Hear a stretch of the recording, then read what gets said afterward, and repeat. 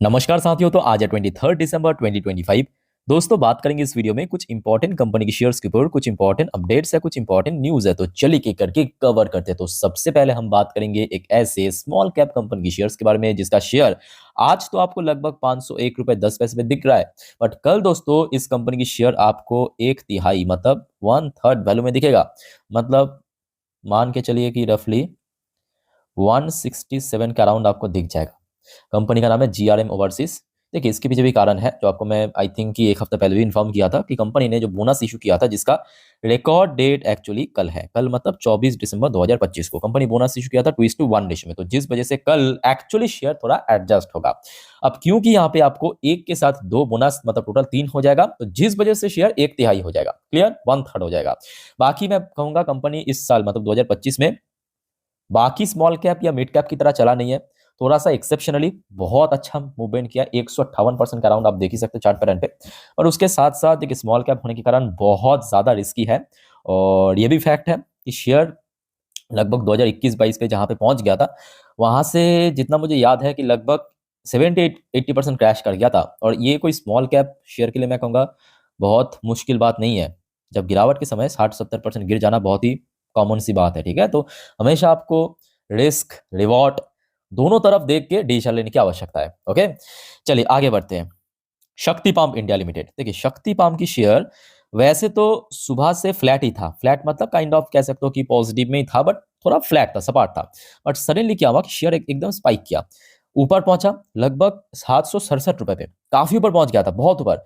उसके बाद थोड़ा सा नीचे ड्रॉप हुआ और लगभग यही 2-3% के around mostly time second half में ट्रेड किया और क्लोजिंग दिया लगभग 2.20% ऊपर आके।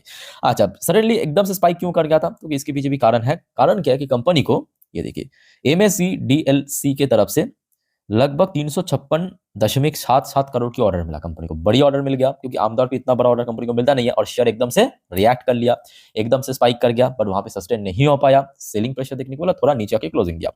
बाकी देखा जाए आज एकदम से स्पाइक करने के कारण क्या हुआ कि देखिए वॉल्यूम तो काफी अच्छा था, लगभग 63 लाख के ऊपर शेयर ट्रेड हो गया, बट डिलीवरेबल परसेंटेज लैग कर गया। 13% के आसपास डिलीवरेबल परसेंटेज देखने को मिला। ठीक है, बाकी देखिए कंपनी वाइज ठीक ठाक कंपनी है, बट शेयर एक्चुअली काफी गिर भी चुका है। इस चीज को भी हम इग्नोर नहीं कर सकते। मतलब अगर आप देखेंगे शेयर की जो लाइफ टाइम हाई आपके इसी साल, बहुत पीछे जाने की जरूरत नहीं है, लगभग 1300-1400 के रेंज में शेयर पहुंच गया था। वहां से कितना ज्यादा लैक मतलब गिरा था, आप देखिए जरा, 550 के रेंज में पहुंच गया था। बट हाँ, पिछले कुछ दिनों में बहुत अच्छा शेयर में मोमेंटम भी देखने को मिला। अब देखिए कंपनी की परफॉर्मेंस वाइज तो कोई संदेह नहीं, अच्छी कंपनी है। और रिसेंटली कंपनी को 2-4 काफी बड़ा ऑर्डर भी मिला। तो इमीडिएटली अगर हम बात करें शेयर के लिए, सबसे क्रूशियल सबसे वाइटल लेवल है 770 से लेके ये जो 800 रुपए वाली जोन है, इसी जोन पे बार बार शेयर हडल फेस कर रहा है। ठीक है, अच्छा फिर आ जाइए आपके Dixon India. By the way दोस्तों, आप में से बहुत सारे निवेशक कल ही मुझे पूछा था कि सर डिक्सॉन को कुछ बताइए। और आई रियली सॉरी कि कल मैं डिक्सॉन के ऊपर कोई मतलब जानकारी नहीं दे पाया। देखिए कभी कभी थोड़ा लेट हो जाता है, बट मेरे पास अगर आ गया ना तो मैं अपडेट दे देता हूँ आपको। ठीक है, थोड़ा सा हो सकता है कि एक आध दिन लेट हो, बट दे दूंगा। ठीक है, अच्छा डिक्सॉन के ऊपर क्या हुआ कि देखिए शेयर आज भी अगर आप देखेंगे फर्स्ट हाफ एकदम से नेगेटिव में था और काफी नीचे तक पहुंच गया था। इवन लास्ट डे हमने देखा था शेयर में काफी गिरावट भी है, और कोई छोटा मोटा गिरावट नहीं है, 5-6% गिर गया। आप डिक्सॉन जैसे बड़े कंपनी के लिए काफी बड़ी बात है। ठीक है, तो इसके पीछे रीजन क्या है? वही केएनएस टेक्नोलॉजी वाला सीन।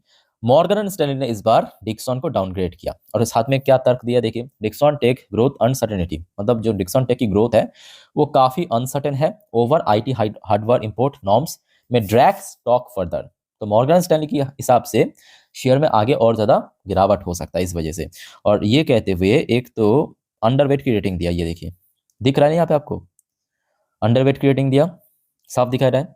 और साथ ही साथ जो टारगेट दिया है 11,563 रुपए की, मतलब लास्ट डे क्लोजिंग के हिसाब से लगभग 14% नीचे। और जिस वजह से हमने एक्चुअली लास्ट डे देखा था गिरावट हुआ था, इवन आज फर्स्ट हाफ में भी एकदम से शेयर लैग कर गया था और उसके बाद एकदम से 12,500 की लेवल पे सपोर्ट मिला, एकदम से बाउंस बैक किया। बट शुक्र है कि थोड़ा सा फ्लैट, मतलब पॉजिटिव तो हम कह नहीं सकते, but kind of flat closing दिया। मतलब जितना गिरावट हुआ था, अगर आप देखेंगे कितना परसेंट रिकवर किया तो आपको पता चल जाएगा। लास्ट डे भी हमने देखा था 5-6% गिरा था, आज आप देखिए 2.5% रिकवर किया। मतलब शुरू में लगभग 2.5% के आसपास गिर गया था शेयर एक्चुअली। ओके, तो ये है दोस्तों डिक्सॉन के ऊपर अपडेट। बाकी देखा जाए तो ये कंपनी वैसे अच्छी कंपनी है। मैं आपको जो बार बार कहता हूँ, यहाँ पे चाहे कोई भी कितने भी पॉपुलर, कितना भी रेपुटेड ब्रोकरेज या रेटिंग कंपनी है ना, हुबहू कॉपी पेस्ट मत करना। आप आपके दिमाग लगाइए, कंपनी के बैलेंस शीट को देखिए, एफएसडीएस की होल्डिंग को आप देखिए। अगर आपको सब कुछ सही सटीक दिखाई दे रहा है तो definitely go for it, otherwise simple ignore कीजिए, ठीक है। अच्छा, उसके बाद आ जाइए संवर्धना मदरसन इंटरनेशनल लिमिटेड के ऊपर भी काफी तगड़ा अपडेट है। तगड़ा अपडेट क्या है कि कंपनी ने एक और कंपनी को खरीदा है, और भाई 100% स्टेक खरीदा है।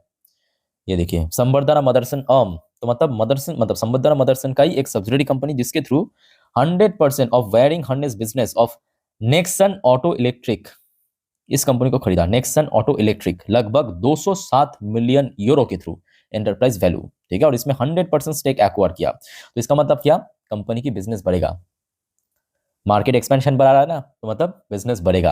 बिजनेस बढ़ेगा मतलब शेयर में इंपैक्ट पड़ेगा।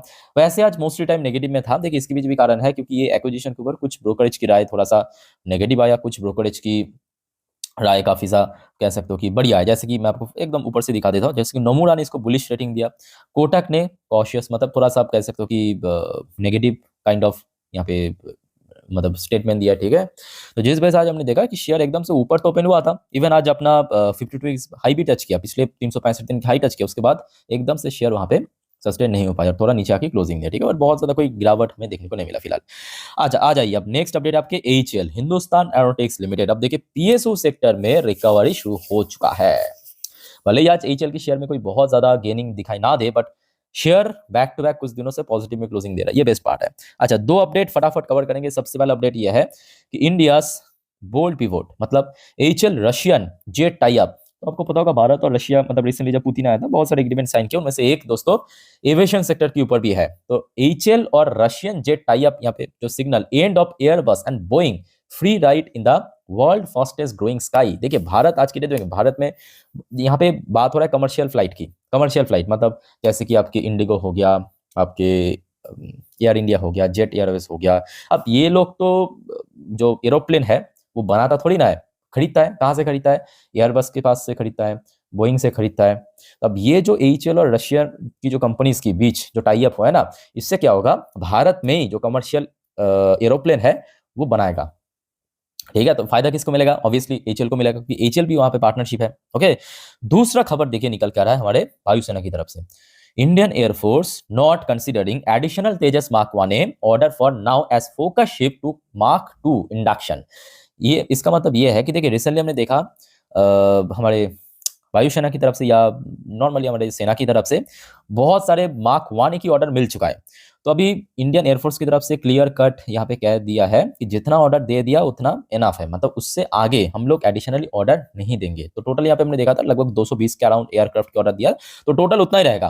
तो अभी वायुसेना की तरफ से ये कहा गया हम लोग अभी फोकस करेंगे मार्क 2 को लेके। मार्क 2 मतलब जो 4.5 जनरेशन वाली है, मतलब राफेल के सिमिलर कैटेगरी की जो बनेगा। अभी तो फिलहाल वो लॉन्च नहीं हुआ, बट लॉन्च होगा मे बी फ्यूचर में। एचएल को मार्क 2 के ऊपर भी ऑर्डर मिल सकता है, ठीक है।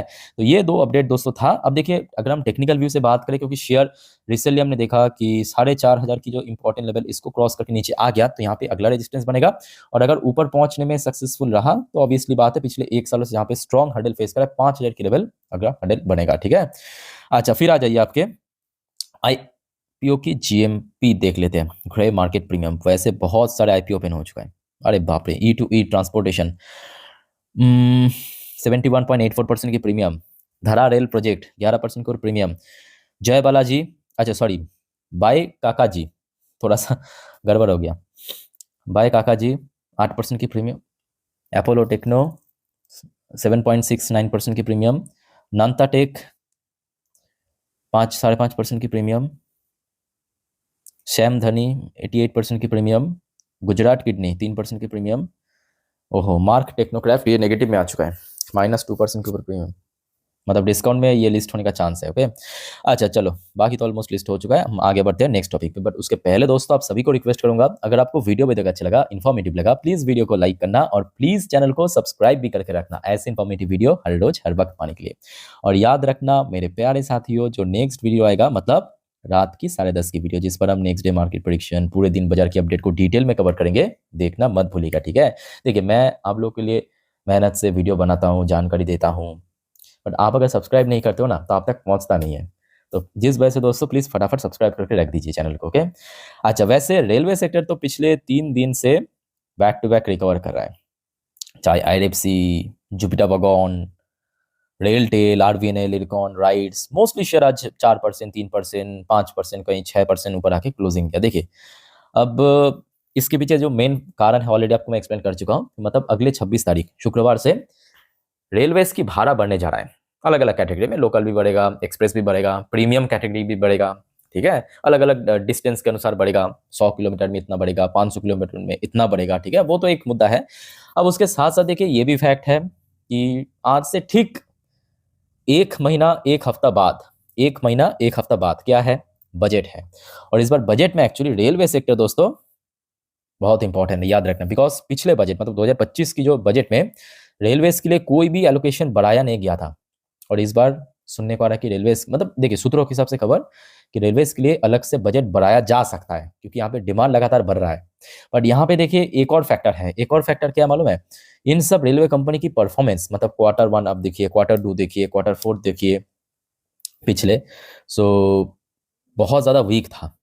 तो आई थिंक कि अगर अर्निंग ठीक ठाक रिवाइव हो गया ना तो शेयर अपने पुराने जैसे रूप में आ सकता है। जो 2023-24 से निवेश करना शुरू, उनको तो पता है, उस टाइम पे मैं अपडेट भी देता था हर रोज। तो कहीं ना कहीं शेयर उस रेंज के आसपास पहुंच सकते हैं। बट हाँ, भी फिलहाल बहुत रिकवर देना बाकी है, बिकॉज रेलवे सेक्टर काफ़ी गिर गया था। मतलब हर एक शेयर हमने देखा, कुछ कुछ शेयर 50% क्रैश किया, कुछ शेयर 40% नीचे, कुछ शेयर 60% नीचे, तो बहुत नीचे है। तो रिकवर करने में टाइम लगेगा जरूर। बट हाँ, ऐसे कम सेक्टर्स है जो कि एक एक दिन में 10-15% रिकवर करना भी बहुत मुश्किल टास्क नहीं है, ऑलरेडी कर भी चुका है शेयर, ठीक है। इसके पहले भी हमने देखा था।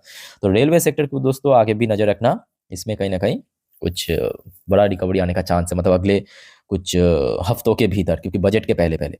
अच्छा, फिर आ जाइए दोस्तों पीएफसी। वैसे आज पीएसयू सेक्टर में तो रिकवर हुआ है, और खास करके जो पावर सेक्टर थोड़ा बहुत शांत बैठा था, आज एकदम से रिकवर किया। आरईसी, पीएफसी, इरेडा सब रिकवर किया। और पीएफसी में अलग से देखिए, आज रात की खबर है, या आज अभी अभी रात की खबर है, PFC scrap bond sale worth 6000 crore as yield spike in auction, ठीक है। तो 6000 करोड़ की यहाँ पे बॉन्ड सेल के थ्रू कंपनी फंड रेज कर रहा है। तो कल दोस्तों पीएफसी को नजर रखना। और आज मोस्ट इंपॉर्टेंटली शेयर 350 की हर्डल को क्रॉस करके फर्दर ऊपर आ चुका है। अच्छा, उसके बाद आ जाइए कोल इंडिया। देखिए कोल इंडिया के ऊपर एक अपडेट तो ऑलरेडी आपको मैं दे चुका हूँ, लास्ट डे दिया था, आज भी थोड़ा बहुत इन्फॉर्म कर दिया कि ये जो कोल इंडिया की सब्सिडरी कंपनी कुकिंग कोल, अच्छा हाँ, कुकिंग कोल, ये लगभग 1300 करोड़ आईपीओ के थ्रू बाजार में लिस्ट होगा, जिसमें कोल इंडिया सुनने को आ रहा है कि लगभग इसमें 10% की स्टेक्स बेच सकता है भाया ओएफएस। ये तो कल से चर्चा चल रहा था। एक और दोस्तों खबर आया आज बाजार क्लोज होने के बाद, एक बार मैं आपको दिखाना चाहता हूँ, जस्ट अ मिनट। यहाँ पे कुछ एडवर्टाइजमेंट, जस्ट अ मिनट।